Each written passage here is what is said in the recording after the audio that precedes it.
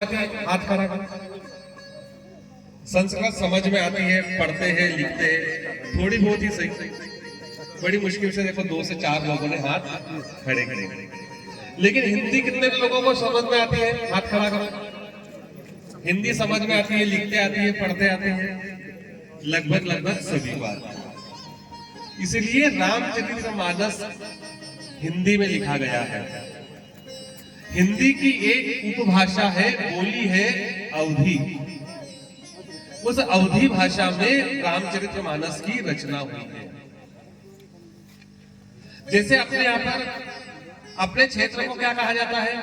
अब तो जैसे बुरहानपुर जिला अलग हो गया है, इसीलिए जब खंडवा और बुरहानपुर दोनों एक ही जिले थे, तब हमारे जिले का नाम क्या था? किसी को याद है?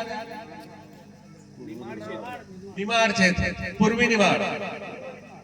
तो हमारे पूर्वी निमाड़ की एक भाषा थी, भाषा है, यानी यहाँ पर तो कम, अपना मराठी क्षेत्र ज्यादा है, इसलिए यहाँ पर बोलने वाले लोग शायद ही हो या कम हो। लेकिन खंडवा और खंडवा के आसपास निमाड़ी बोलने वाले बहुतायत में है।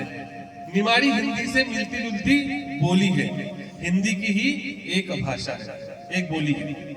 वैसे ही हिंदी की एक बोली जो उत्तर प्रदेश और बिहार के कुछ हिस्सों में बोली जाती है, वो है अवधी। अवधी अर्थात अवध के आसपास बोले जाने वाली भाषा। अवध मतलब अयोध्या, भगवान राम की नगरी। उसके आसपास के क्षेत्र में जो भाषा बोली जाती है वो अवधी भाषा है। उस अवधी भाषा में इस ग्रंथ को तुलसीदास जी ने लिखा है। दोनों ही ग्रंथों को 7 भागों में बांटा गया है। प्रथम है बालकांड, दूसरा अयोध्या कांड, तीसरा अरण्य कांड, फिर किष्किंधा कांड, सुंदर कांड, लंका कांड और उत्तर कांड। रामायण हो या रामचरितमानस हो, 7 भागों में बटा हुआ है। जैसे कि इसके नाम से ही स्पष्ट है कि हर भाग में उससे संबंधित कहानी होगी। बालकांड अर्थात जब भगवान बच्चे थे उस समय की कहानी। अयोध्या कांड, अयोध्या की कहानी।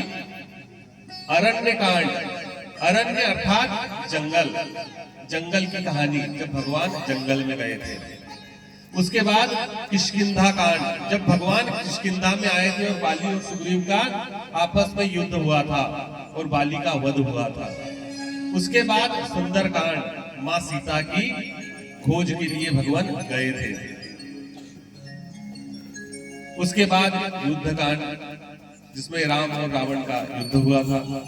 और आखिरी होता है उत्तर कांड, जिसमें राम जी अयोध्या जाकर राजा बने थे। इस 7 कांड की कहानी इस रामचरितमानस के माध्यम से हम 9 दिन तक रसावदान करेंगे। कहानी हमारी राम कथा हम प्रारंभ करें, उससे पहले हमारी वाणी को शुद्ध करें और भगवान का एक कीर्तन गाए। रघुपति राघव राजा